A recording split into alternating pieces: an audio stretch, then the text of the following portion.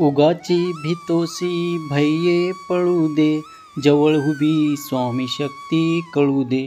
जगी जन्म मृत्यू असे खेळ ज्याचा, नको घाबरू तू असे बाळ त्याचा. अशक्य ही शक्य करतील स्वामी, अशक्य ही शक्य करतील स्वामी. श्री स्वामी समर्थ. नमस्कार माझ्या प्रेमळ स्वामी भक्तांनो. स्वामी माऊली तुमच्या सर्व चांगल्या इच्छा पूर्ण करोत ही स्वामी चरणी मनापासून प्रार्थना. मित्रांनो, तुम्ही कधी अशा व्यक्तीला भेटला आहात का जो सतत तुम्हाला डिवचतो, कधी तुमच्या चुका काढतो, कधी पब्लिकमध्ये अपमान करतो, असंच काहीतरी करून तुमचं मनोधैर्य खचवत राहतो आणि मग तुमचं मन म्हणतं की रिझाईन कर, या नरकातून बाहेर पड, पण थांबा, या लोकाचा बदला शांतपणे घ्यायचा असेल तर शांतपणाने शांत डोक्याने विचार करा. कारण शांत राहणे म्हणजे कमकुवत असणं नाही तर शक्तिशाली असणार आहे. या व्हिडिओमध्ये आपण बघणार आहोत अशा जबरदस्त उपाय जे वापरून तुम्ही टेन्शन देणाऱ्याचा न बोलता गेम ओव्हर करू शकता. त्यामुळे मित्रांनो, हा व्हिडिओ तुम्ही शेवटपर्यंत बघा, कारण या व्हिडिओमध्ये मी एक असा उपाय सांगितला आहे जो फक्त मोठ्या लोकांनाच माहीत आहे, सामान्य लोकांबद्दल माहीत नाही. जर तुम्ही चॅनलवरती नवीन असाल तर चॅनलला सबस्क्राईब करा आणि कमेंट बॉक्समध्ये लव यू जिंदगी असे टाईप करा. मित्रांनो, जे तुम्हाला टेन्शन देतात, त्रास देतात, तुमचं मनोधैर्य तोडतात, ते फक्त एकाच गोष्टीसाठी झगडत असतात. तुम्हाला थांबण्यासाठी ते तुमच्या स्वप्नावर प्रश्नचिन्ह टाकतील, तुमच्या क्षमतेवर शंका घेतील आणि तुमचं मन विचलित करायला सतत नकारात्मक बोलतील.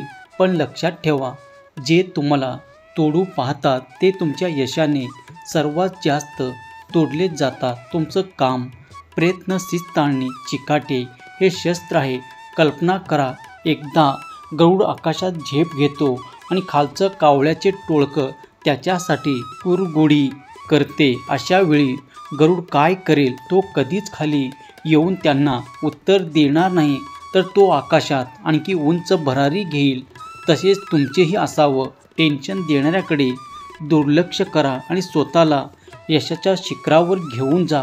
तुमचं उंच जाणं हेच त्याच्या खाली राहण्याचं कारण बनेल. मित्रांनो, कधी कधी उत्तर न देणे हे सगळ्यात तीव्र आणि प्रभावी उत्तर असतं. जेव्हा तुम्ही जाणीवपूर्वक चिडवतं, डिवचतं आणि तुमचं संतुलन ढासळण्याचा प्रयत्न करते, तेव्हा त्यांना वाटतं की तुम्ही काहीतरी प्रतिक्रिया द्याल, वाद घालाल आणि त्याच्या जाळ्यात अडकून पडाल. पण जर असं तुम्ही न करता पूर्णपणे शांत राहिलात, हसून दुर्लक्ष केलं आणि आपल्या मार्गावर चालत राहिलात, तर ते अक्षरशः हादरतात. मराठीमध्ये म्हणणं आहे, गाढवावर नजर ठेवून सिंह ओरडत नाही, कारण सिंहाला माहीत असतं की त्याची ताकद ओरडण्यात नाही, शांततेत आणि एकाग्रतेत आहात. त्याला गाढव काय करतोय यांना काही फरक पडत नाही, कारण त्याचे लक्ष वेगळे असते. तसेच तुमचंही असावं.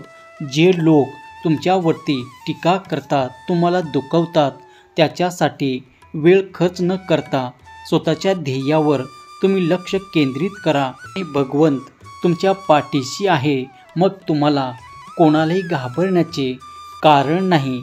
विश्वास असेल तर भगवंत माझ्या पाठीशी असे टाईप करा आणि हा संदेश तुम्ही शेवटपर्यंत ऐका. मित्रांनो, एक गोष्ट तुम्ही लक्षात ठेवा, टेन्शन देणारे लोक तेव्हाच प्रभावी ठरतात जेव्हा तुम्ही त्यांना तुमच्या मनात जागा देता.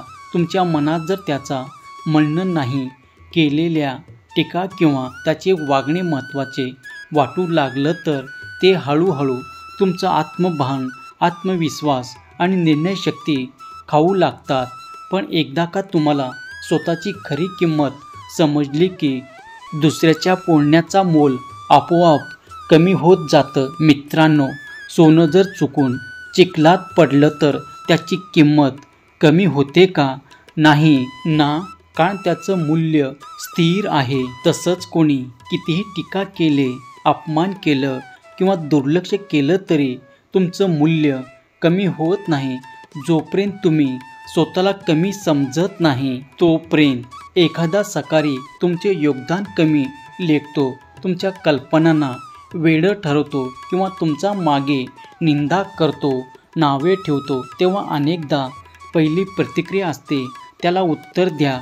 पण खऱ्या खेळाडूनेच उत्तर वादात नाही तर कामगिरीत असतं. कृतीतून दिलेलं उत्तर हे कायम लक्षात राहतं. शब्द विसरले जातात. समजा तुमचा सहकारी तुमच्या प्रस्तावाला मीटिंगमध्ये हसून उडवतो.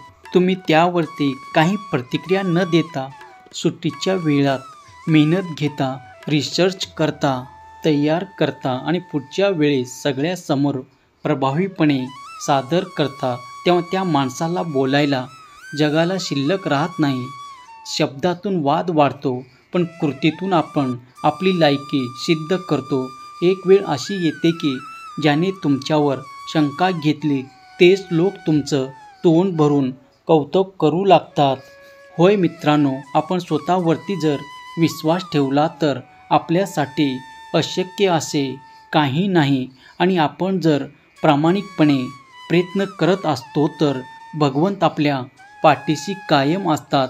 आणि आपल्या कर्मावरती लक्ष ठेवायचं आणि प्रामाणिकपणे कर्म करायचं. आपला देव आपल्या पाठीशी असतो. सहमत असाल तर माझा देव माझे स्वामी असे टाईप करा आणि हा संदेश आपल्या प्रियजनांना शेअर करा. मित्रांनो, आपल्या आयुष्यात शांतता हवी असेल, विषारी लोकांपासून अंतर ठेवावं लागतं. त्यांना बदलण्याचा प्रयत्न करता. स्वतःचं वातावरण स्वच्छ ठेवा. मानसिक सोशल डिस्टन्स स्वतःवर प्रेम करण्याची सुंदर प्रतिक्रिया आहे.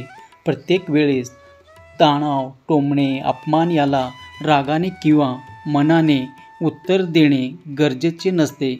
कधी कधी हसून उत्तर देणे सुद्धा शहाणपणाचं ठरतं. अशा विपरीत बुद्धीच्या लोकांना असं वाटतं की तुम्ही रागानं भांडण कराल.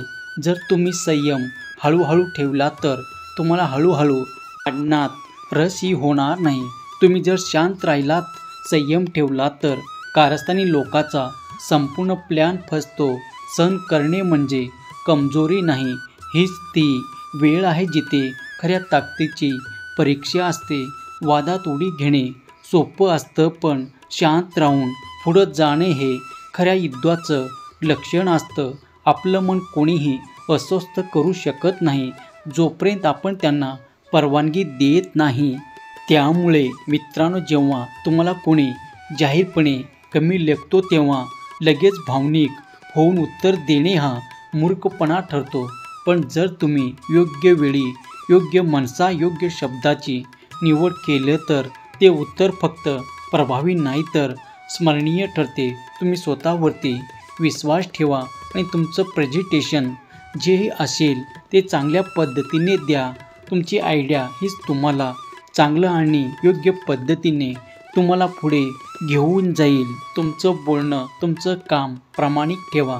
स्वतः प्रामाणिक राहा आणि भगवंताचे प्रिय बना. श्री स्वामी समर्थ. जय जय स्वामी समर्थ. हा स्वामी नामाचा जयघोष तुम्ही करत राहा आणि हा संदेश प्रियजनांना शेअर करा. धन्यवाद.